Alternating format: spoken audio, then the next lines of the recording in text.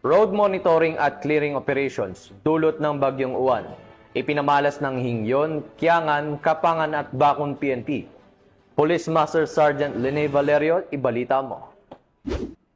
Kabayanihan ng mga kapulisan ng Benguet muli na naman ipinamalas dahil sa Bagyong Uwan kung saan sila ay nagsagawa ng road clearing operations at monitoring nito lamang ikasampo hanggang ngayon, ika-11 ng Nobyembre taong kasalukuyan.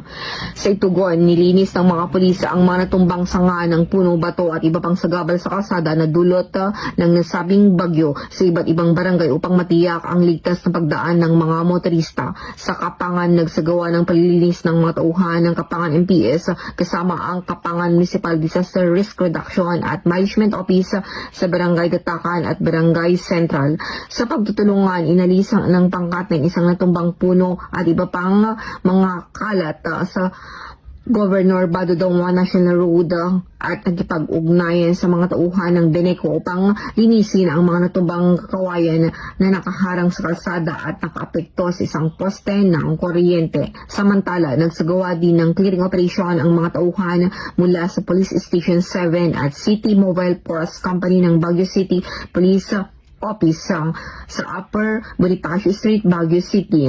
Nitong araw, ang operasyon ay sinagawa sa pagkipagtulungan ng Bureau of Fire Protection at ng Benguet Electric Cooperative.